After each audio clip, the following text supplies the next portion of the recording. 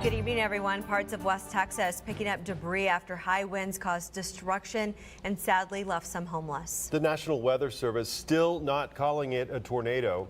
KTexas reporter John Rapolo was in Snyder all day and has this report. There is scattered debris just like this all over Snyder today. The winds hit this community just after midnight.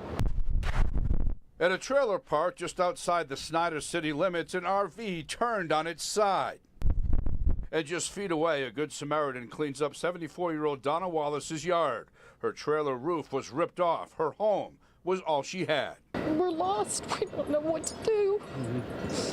We can't stay here. We don't have anywhere to go. Across town, similar words from the Garcia family. They were packing everything they could salvage in plastic trash bags and taking them out of the home. We're kind of lost right now trying to figure out what to do. The whole top of their home destroyed. They took us inside for a look. I used to be. It's all damaged. This used to be one of their closets. Upstairs, though, the worst.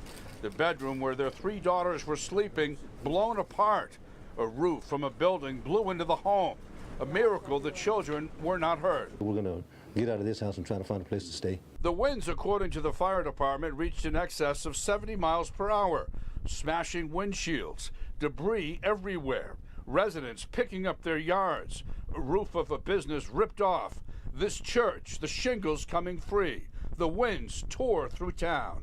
It came from the southwest of Snyder and went north to the northwest side of Snyder. City crews all over town Wednesday picking up parts of people's homes and belongings that now line the streets. We're just picking up debris off the sides of the road, just trying to get it cleared. Many in this community are asking if this was a tornado. Well, the National Weather Service is going to be out here tomorrow to survey the damage and answer that question. In Snyder, John Rapolo, KTexas News. We still have high wind warnings in effect for much of our area into the evening hours, as winds should gradually decrease as we get into the nighttime hours. But most of our area, yes, under high wind warnings. And if you don't have a high wind warning, it's a wind advisory. So let's continue our precautions dealing with these strong winds. Latest wind reports sustained 25 in Abilene. That's normally not too bad. 32 in Snyder, but it's 45 in Lubbock. You factor in the gusts, though. We're fighting wind gusts of 60 miles per hour still in Lubbock, 46 in Snyder, 47 in Sweetwater, 37 the latest wind gust reported in Abilene. Some blowing dust out to our west. Snyder down to 2.5 miles, 1.3 miles up there in Lubbock, so keep that in mind if you're traveling that way. Temperatures, not an issue. 67 at 7 o'clock tonight. 61 at 10 o'clock tonight. We're down to a cooler 46 to start your quieter Thursday. More about that coming up.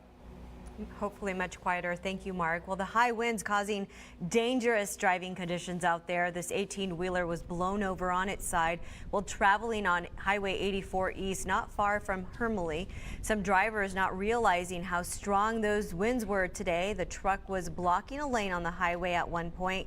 No word tonight on the condition of that driver.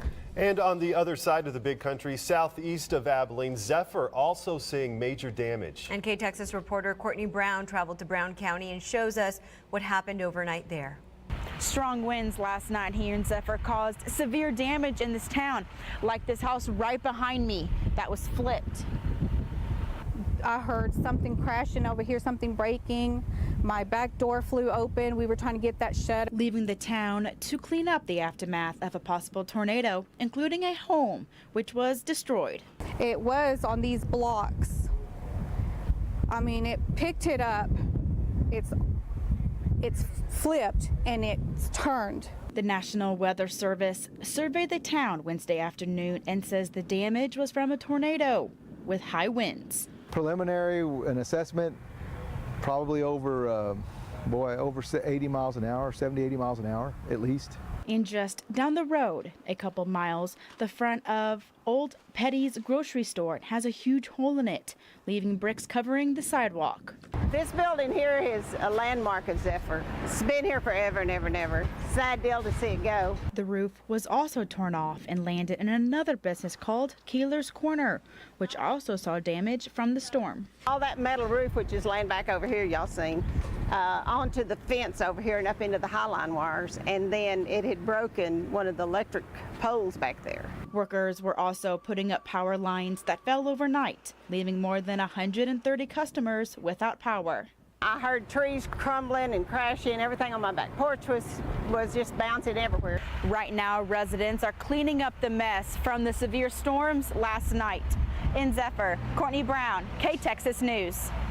Damaging winds also knocked down a 300-foot tower overnight at the TxDOT headquarters on North Clack Street in Abilene. According to TxDOT, the affected tower was a radio tower. A backup tower is being used right now, but we're told it does not have the range of that damaged